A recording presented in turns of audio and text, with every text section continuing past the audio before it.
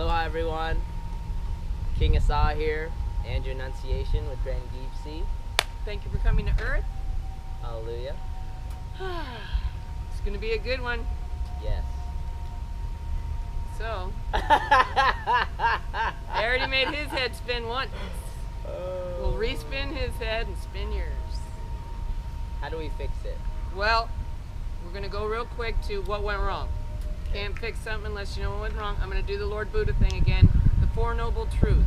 There is suffering, there's a cause, there's a cure, and there's a path to the cure. And before we go further, we first talked about the R complex. Correct. The get-go, the reptilian brain. We talked about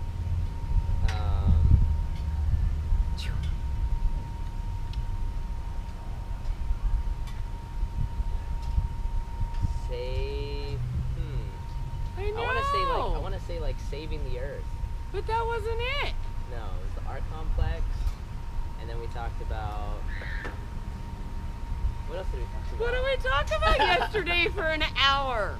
Yesterday? What did we talk about?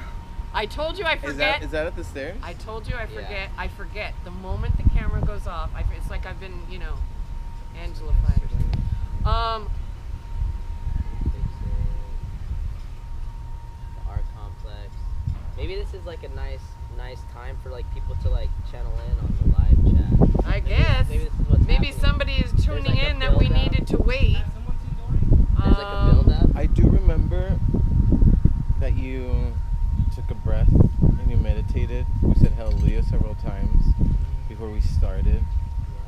And then usually you center yourself before you ask your question. I can't remember what was yesterday's question. I know. And that's what's so strange because we had to type it so many times in my phone. And so I think what we're going to do is go back to Lord Buddha, explain that there's a diagnostic tool that can be used for humanity. And so essentially, there is suffering, there's a cause, there's a cure, and there's a path to the cure. And that being said, we need to understand what went wrong in order to be able to fix it. So, on this planet, long time ago, I'm guessing there was a book because it seems to have been a mistranslation, a quote that was mistranslated. The quote was a law of heavenly motion. And so I believe the laws of heavenly motion were being read by somebody and they were believing that because that's the laws in heaven, that should be the laws on earth. That's when you end up with as above, so below. So in that sense, the rule became for every action there is an equal and opposite reaction turned into karma. Now, that is not how God treats his children, because if you did something bad to somebody every time they did something bad, or something good to somebody every time they did something good, pretty soon you'd have a whole bunch of kick to the curbs, and pretty soon you'd have a whole bunch of, people that were just always good and always happy.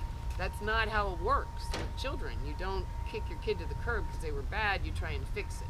So, since that's not how God does humans, how he deals with his children, then there's been some type of a mistranslation.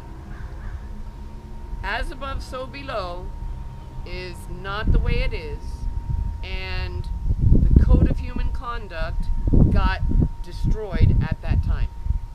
So, which was what? Well, that's what we're trying to figure out here right now. We're rebuilding the code of human conduct. Geckos came, our geckos took control. The virus took over the smart people and has them working against us. And we're in a state of only working for them, not working for God, not cleaning the planet, not moving forward and helping the next generation. Nothing positive. None of the good things that should be happening if you're moving forward with a healthy cellular life. None of that's happening on this planet. So, if you're looking for a cure, first you have to fix the problem, and then everybody has to meditate on how that cure is going to go forward. It's not something that I could make a decision on. That's not how it works. It's everybody. We're here together. But there's going to be some things that are going to be easy, like when Jesus says love each other, that's a given. Jesus is not the only one who said that. It's in the Quran. It's in, everybody says love each other. And then something comes along later and some geckos come and say, well, wait, I think it really says this, and wait, I think we should do this. I'm going to get to that right now. So at the same time as that law of heavenly motion was being misinterpreted, another thing was being told, and it's the fact that Andromeda and Milky Way are on a collision course. The Babylonians knew about this. Ancients knew that we're on a collision course with another galaxy. It's not, being on a collision course with another galaxy is not that awful. It's more like a heavenly marriage. But when it's portrayed in a story as two armies arrayed on a battlefield, that sounds like a war.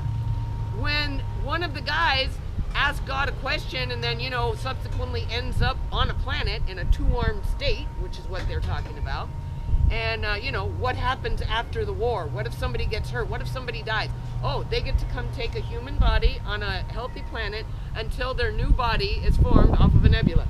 And so they just get to go relax. Okay, well, anybody that was here relaxing when it's under virus conditions has the virus. So, we have a big problem here.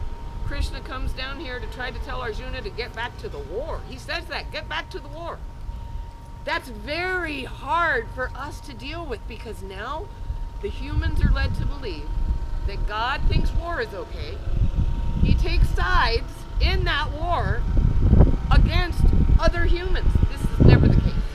So that two armies arrayed on a battlefield with millions of inhabitants, there weren't even millions of people on the planet back then.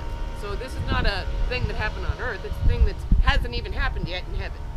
So when those two armies were misinterpreted and Krishna said get back to the war, people used that fact. This is how they used it to separate us. Well, if there's a war, then there's a good side and a bad side. So now you start looking for differences in other people and how to exploit those differences so that you can be the winner and God is always going to be on your side because you're good. Well, you go over to the other side and they're saying the same thing. God's on our side and we're going to win. And this is a big problem because that's not how it works. Well, karma is benign, which means basically it's between you and your creator. It's something where you have to be good and then there's going to be some, repercussion apparently. When Abraham took that law, that rule, to the Fertile Crescent where everybody was warriors and told them that, they heard it this way. An eye for an eye, a tooth for a tooth, thus saith the Lord.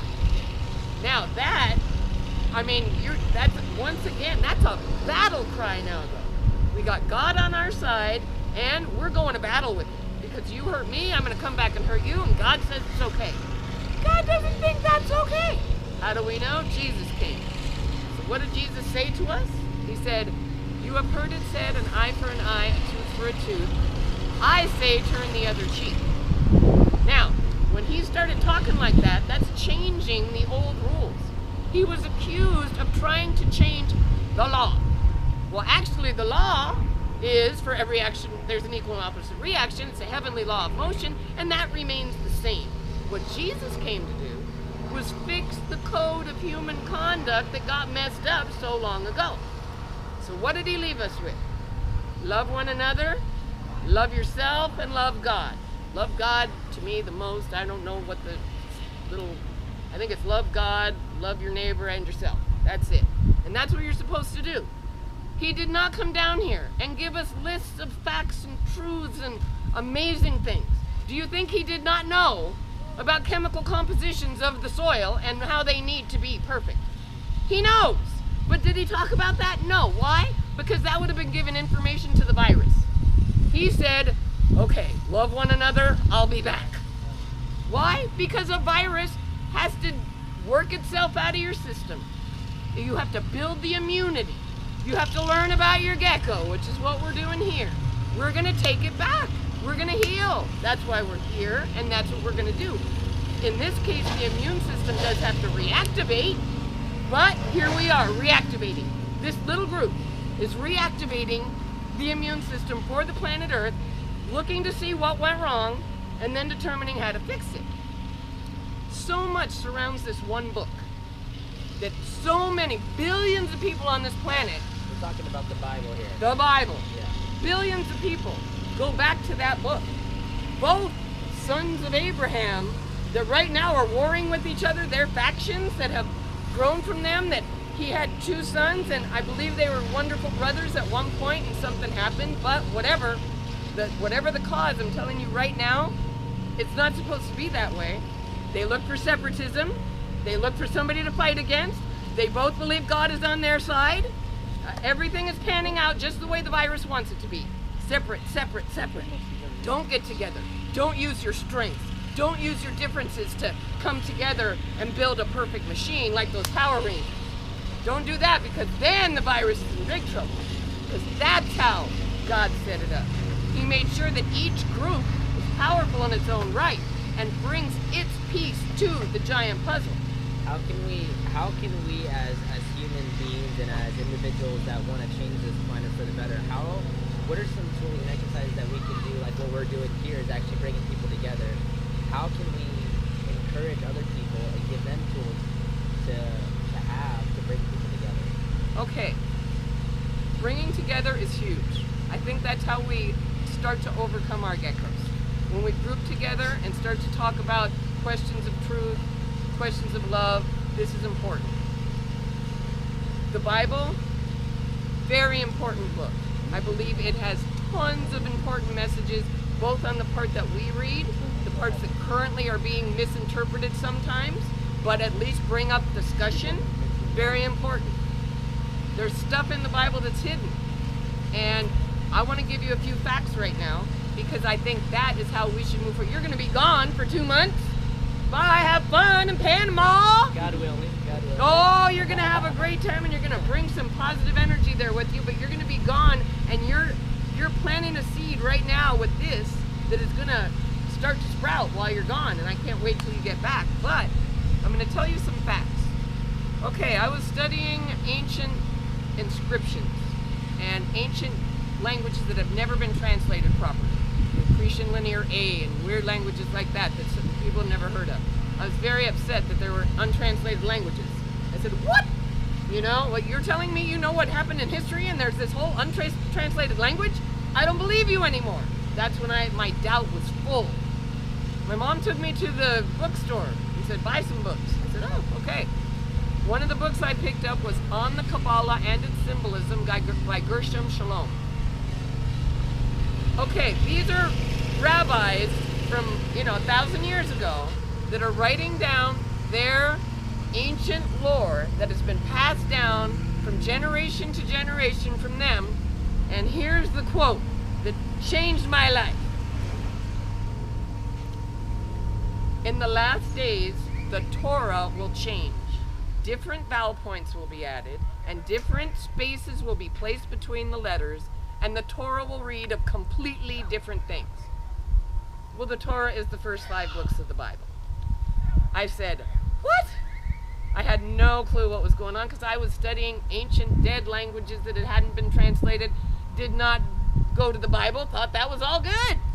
I had heard a rumor that it had not been translated correctly before, but for the most part, I thought, oh, come on, couldn't be like that. Then I read this. I said, huh? What's a vowel point? Huh? What do you mean spaces between the letters? Huh? What do you mean it can read of completely different things? So, you have to go to find out what the heck is going on with Hebrew. Hebrew, first of all, the Torah is all squished together. It's like one long word, 304,805 consonants, no vowels. The vowels are interpreted. The rabbis say they know what they are. However, this is how Hebrew works. So, you've heard of Bethlehem? Yes. Okay. Beth means house. Lehem is the second part of that word. It's made of a 3-consonant triplet, LHM. The 2 vowels that you stick inside this LHM change the meaning. So, Bethlehem can either mean house of bread or house of war, depending on which 2 you put in there. That's a big difference. So, are we eating or are we having a fight? We don't know because the vowels aren't there. So, that's the way the Torah is right now. All the letters are squished together, there's no vowel points, and there's a dude telling me that later it's all going to change. We're adding different vowel points than the ones we believe go there now, and we're changing the different positions in between the letters from where they're now, and it's going to read of completely different things. Oh my gosh, that's a fact that you can go look on page 77 of that book. Sorry, I get very excited. Thank you. So, that book, you can look it up yourself. You can go see that, I mean, somebody else said that thousands of years ago. It wasn't me. In that chapter, there are many other instances of them implying that the Torah is going to change in the end. If that's what's going to happen, we need to know what that says. That is, okay, there's a part in the Bible that says they found a book next to the ark. Okay, I'm sure if you go to the car and you go to that little part in the glove compartment where the instruction booklet's going to be, you just open it up and then there's the instructions. Sounds to me like that's what got found. Sounds to me like there's a technical book that got mistranslated by a guy. Now, the rules that I was talking about for Hebrew, that's one thing. But Hebrew is a very interesting language. I mean, where did it come from? So, who actually put the pen on the papyrus? That was Moses, right? You remember that story. Moses was, put in the little ark of bulrushes. No, put in the little ark. He was put in the little thing and rolled down the Nile River. Oh, right. Remember? Right. So he grew up an Egyptian prince. Right. He went to Egyptian schools. He spoke Egyptian, and he wrote Egyptian. The thing about Egyptian and Hebrew is very strange. There's a thing, okay? They say there's no tenses, past, present, and future. Just perfect and imperfect. That's very strange because they have history, they have taxes, and they have prophecy in both of these religions. So, if that's the case, why don't they have a clear past, present, and future? I look up, I get this idea, now whatever, I tell you, it's like a picture comes into my head. And there I am looking at the walls in Egypt, and all at once, the direction of writing. Well, this is where my previous training, oddly enough, came into importance. I know that cuneiform, the ancient writing that was done on clay, there's plenty of clay. There's clay everywhere. So much clay, you're never going to run out of clay, ever. You take a piece of clay, and you put your little cuneiform marks in there, you let it dry, and there's your tablet.